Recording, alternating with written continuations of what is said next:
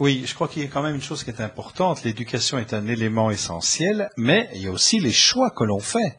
On peut décider, et on peut décider de choisir A, et puis de ne plus choisir A. On a vraiment le choix d'organiser sa vie. Alors, plus on est jeune, plus les choix sont faciles, parce qu'on ne connaît pas le futur. Le problème avec des drogues, c'est que dès le moment où on a consommé, quelquefois il y a une dépendance physique telle qu'on ne sait plus s'en passer. Mais dire à un moment donné, j'ai choisi de consommer, ou j'ai choisi de ne pas consommer, ou je choisis de ne plus consommer, c'est aussi un choix individuel. Donc l'éducation est importante, on peut avoir des référents, et c'est vraiment un élément essentiel, mais il y a aussi le choix de chacun.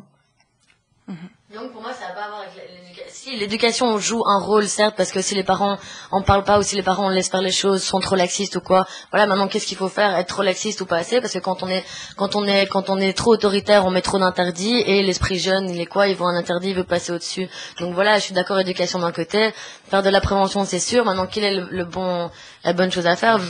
Le bon choix à faire, vu que moi je vous dis, je viens d'une famille, enfin voilà, papa, maman, ils m'ont fait une éducation, moi ils m'ont martelé de principes et de valeurs, donc beaucoup que je respecte encore. Maintenant, ouais, par exemple, ouais, en ce qui concerne les drogues, bah oui, j'ai testé, je considère pas avoir exagéré dans ce domaine-là, et voilà, mais dans les médias, qu'est-ce qui est bon à faire au final, parce que les interdits sont toujours là. Donc finalement, si on parle de la prévention, donc et c'est de ça qu'on va parler maintenant, c'est qu'est-ce qu'il faut faire alors, justement, pour faire de la prévention auprès des jeunes. Donc il y a le rôle des parents, qui apparemment, selon toi Zoé, ce n'est pas suffisant. Donc qu'est-ce qui pourrait encore justement aider les jeunes à ne pas consommer ça et les inciter à ne pas le faire, selon toi ou selon quelqu'un d'autre?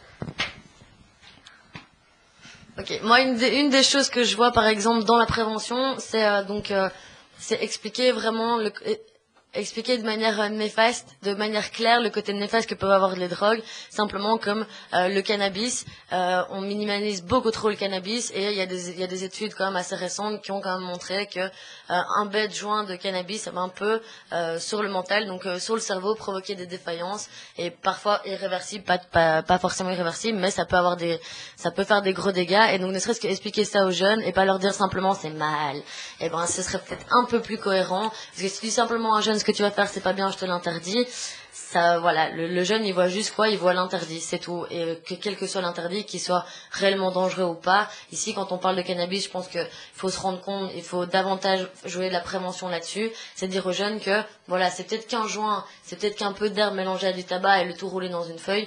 Néanmoins, ce que vous fumez là, on le prouve récemment par des grandes études qui ont été faites que sur ton cerveau, enfin sur le cerveau d'un jeune en règle générale, ça peut avoir des sales conséquences néfastes, quoi, mais jusqu'à l'hôpital psychiatrique, quoi, vraiment. Et qui pourrait faire ça, parce que c'est comme ça une information venant des parents, ça paraît pas un peu rébarbatif pour un jeune?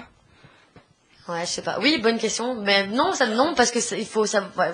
Maintenant, c'est compliqué d'expliquer ça, de dire à un jeune clairement que voilà, ce que tu fumes d'un côté c'est rigolo, c'est chaud, tu passes un bon moment, mais d'un autre côté t'en abuses un tout petit peu trop, et voilà, et ça peut t'amener très très loin, alors que c'était qu'un bête joint à la base. Maintenant, comment faire passer le message exactement, ça, je me suis pas réellement posé la question. J'ai pas encore d'enfant à ma charge, donc voilà, je suis pas encore dans cette problématique-là, mais ouais, c'est une bonne question. Je sais pas exactement comment faire. Ouais. Moi, je vous interromps une seconde parce qu'on a reçu justement une question auquel on a finalement déjà répondu, et là tu viens de le faire plus particulièrement maintenant.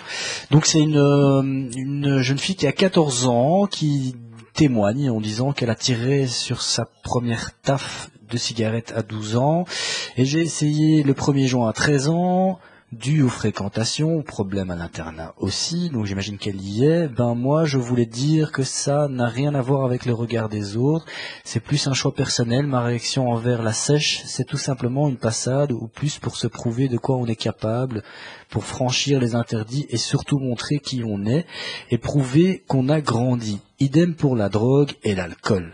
Quelle est la drogue dont on tombe le plus souvent direct accro? Je veux dire la vraie drogue. Quelles sont les conséquences? Voilà la question de cette jeune fille qu'on va garder anonyme. Même si ce n'était pas son choix, c'était le mien. 14 ans. Oui, Lino veut dire quelque chose par rapport à ça? Salut, voilà. Tu veux que je te conseille la meilleure des drogues? Je vais te la conseiller. L'amour. Voilà. Prends-la. Prends-en beaucoup. Et fais une overdose d'amour, vas-y. D'accord, merci. Et sur ça, plus sérieusement, pour répondre à ça, qui était une très belle réponse d'ailleurs, mais Ouais, j'ai fait sérieux. Ouais. oui, oui, tout à fait. Maintenant, si on parle de drogue ou si on se... Substance illicite. Voilà. Je sais pas quelle est la drogue qui rend le plus vite accro. J'en sais rien parce que moi, je me considère pas comme accro. Si, j'ai peut-être un peu trop fumé de joint, mais sinon, les drogues qu'on met plus dans la catégorie drogue dure, je sais pas. Je peux pas parler en mon nom vis-à-vis de ça. On va Le demander cannabis, à- il y a une à dépendance qui vient quand même. Je sais pas si scientifiquement on dit qu'il y a une dépendance du cannabis ou pas. Je sais plus ce qu'on dit exactement, mais il y en a une quoi qui se fait pas rapidement, mais qui est là. Ouais. Oui, Marc.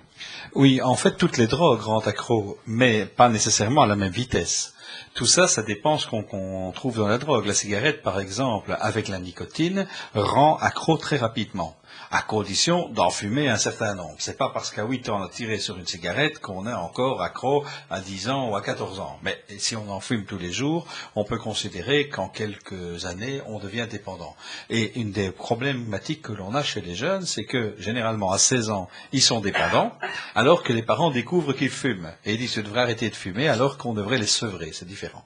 Si on prend le cannabis, la dépendance est un peu moins rapide, mais généralement, on fume moins de joints qu'on ne fume de cigarettes, pour une bête raison, le prix.